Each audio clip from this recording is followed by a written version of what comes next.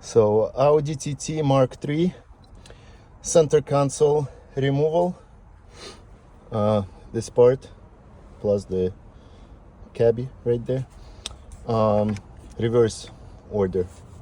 So I have it already removed. I'm gonna just put it back in. I'm just gonna show you where everything is and how it goes back in.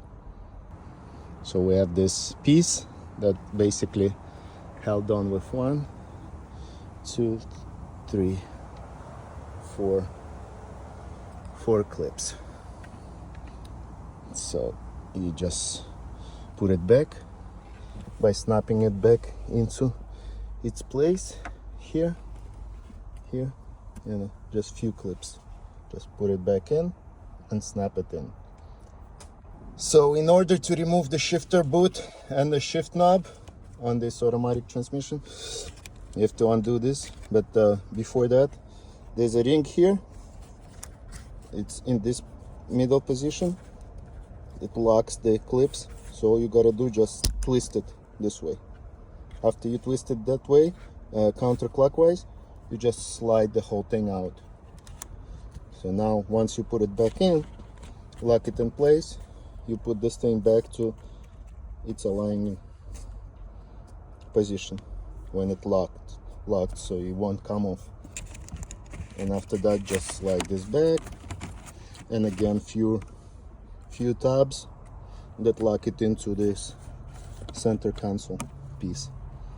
Very simple, just use a prying tool like this, pry it off. Careful, don't pry it off carbon parts, because carbon has a clear on it which could crack. So I suggest you pry it off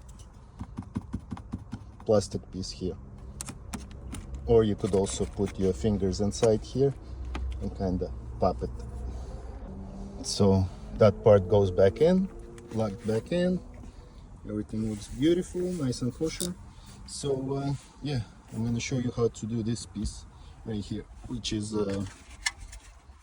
this bracket that held on with two 8mm screws to the dashboard, and this buttons, the console with the buttons that held on with two of these, like the OEM radio. I did not have a tool for it, so all I used was two of these blades, which were perfect fit to push onto those pins. All you do, just push it forward towards the front of the car, and it unlocks this. Very easy.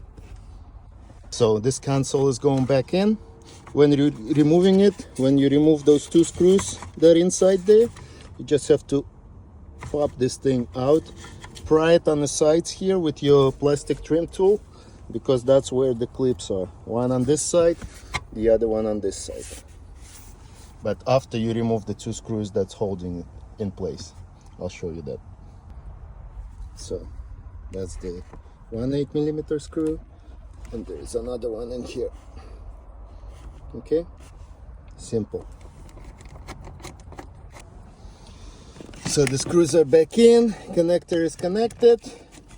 Then you slide this back in like that, and to lock it back in place, you don't need any tools. So those little blades, I keep it right there, and you just snap it back into place. You hear 2 clicks, boom, that's it. And when you need to remove that, all you do, you just take this blade, find the hole under here, there's a little slot, put it in, and just push it in. Push it in, you'll feel a little resistance. As soon as you feel the resistance, put your clip tool over here, your trim tool over here, and it'll pop right out. 2 sides, 1, 2, okay? Simple. The reason why I had to remove all this, just so I could run the airlift controller into this cabby over here. This customer wanted hidden, so this car is getting air suspension, so I'm hiding it inside there. No one sees it, and if he needs to use it, he could use either that there, pull it out on top here, or connect via Bluetooth with his phone. That's it. Simple. I hope, you know, it helped someone. I was able to help someone with this, because, you know, this new cars, you know, you have to be very careful doing all this trim. So yeah, just few easy steps and it's out and back in the same way.